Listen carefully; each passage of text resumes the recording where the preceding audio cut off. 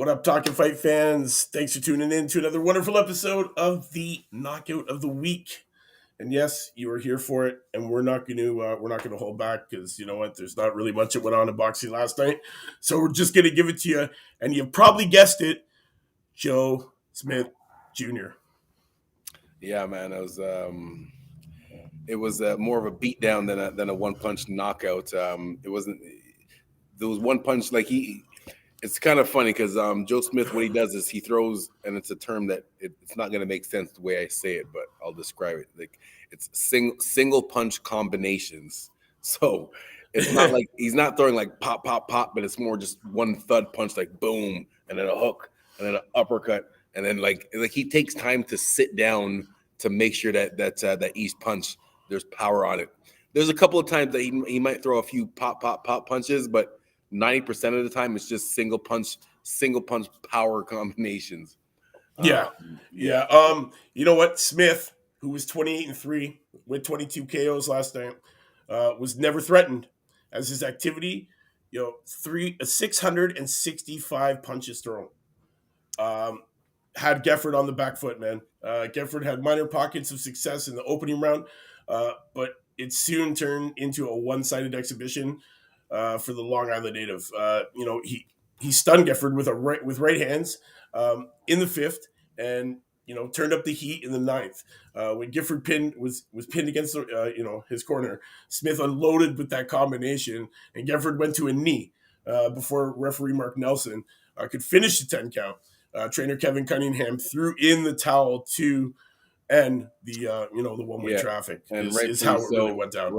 Rightfully so, and I got to make sure to give a shout out to Kevin Cunningham, a very good, respectable coach, and shows that he cares about his fighter, not just about the pride by throwing in the towel at the right time and not just letting the fighter go out on their shield and taking unnecessary damage just to save their pride.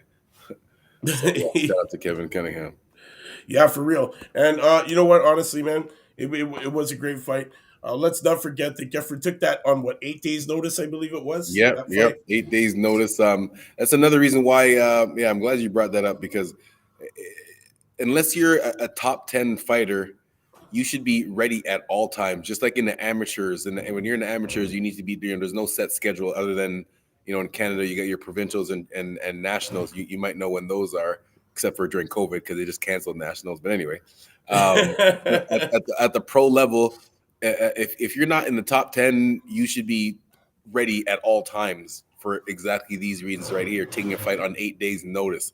The last boxer that I remember upsetting a fighter on 8 days notice was when Andy Ruiz fought Anthony Joshua the first time. I'm pretty sure he had 1 week or maybe 2 weeks at the most notice before that fight, and he went and shocked the world. So, yeah, man, you got to be ready at all times. You know what? It wasn't the greatest fight out there, that's for sure. Carl, yes, I do agree with you, man. Specifically about the Smith and Geffrard fight. Yeah, it was boring because me and Randy were scoring the fight, and we stopped scoring around the sixth round because it was obviously one-sided. Geffrard, I'm not sure if it was a combination of just having to fight on 8 days notice or just not having the confidence to pull the trigger more, but his hands were glued to his head. He might have like the imprint of his gloves on his face this morning from being so glued. But that was kind of his thing. He didn't, it didn't seem like he had the confidence to let his hands go. He was actually Steve. He was doing the same thing that Joe was doing with what I call the single punch combinations, trying to throw power with one shot at a time. But Steve, he didn't have respectable power, and that's not a good thing when you're fighting someone that is a power puncher like Joe Smith. Right. So. Last night also, who we got to talk about it. Abraham Nova, William Encarnacion fight. Encarnacion buckled Nova's legs after landing a right hand in the first round. That shot, honestly, it must have woke him up because Nova recovered quickly, took complete control of that 10-rounder, and impressively broke down the Dominican veteran in the opener of last night's event, man. Nova, Puerto Rican native who has long resided in Albany, New York, stopped Encarnacion 55 seconds into the eighth round. Trainer Luis Perez, who worked Encarnacion's corner for the first time, decided Encarnacion had taken enough punishment and requested the stoppage. Big Mm. fight last night, man, for Nova. Yeah. It was another big fight for him. That guy that he fought, the I forget what country he's from, but I believe he was a 2012 Olympian in Carcion, 2012 Olympian for Dominican Republic, I believe it was. He again showed the skill, but not the skill level needed to take out Nova. Right. So Yes, Callum Johnson would have been a lot better fight, but you know what? Unfortunately, he got that COVID, man. Honestly, that's the fight that I was wanting to see, man. I was waiting to see that Smith and Callum, but it just never got underway, man. It's kind of upsetting. hmm. Uh, Shout out to Jahai Tucker on his win, also Troy Isley on his, and Omar Rosario on his win as well last night. all Jahai former Tucker, all you former know, alumni of Knockout at 4. Oh my yeah, God. that's it, man. All people that have been profiled on my show, 4 o'clock, Knuckle Up with Mike Gore. They've been profiled there before. All of them staying undefeated.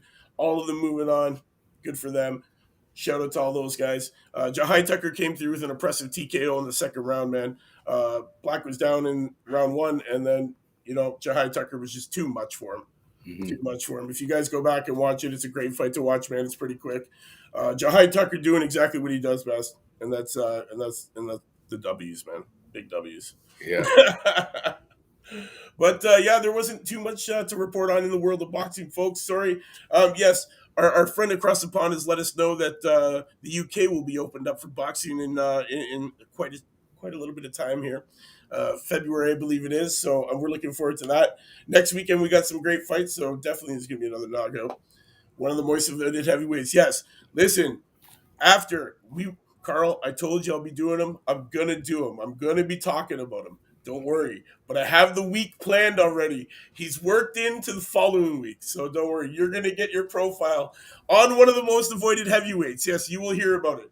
You will hear about it. But yes, to the fans around the world who are watching today, thank you very much for tuning in to another wonderful episode of the Knockout of the Week Award with myself, Mike Orr, and Cedric Ben in the Den. You know what it's at, man. We will see you next week, same time, same channel, new knockout champion. Bomb.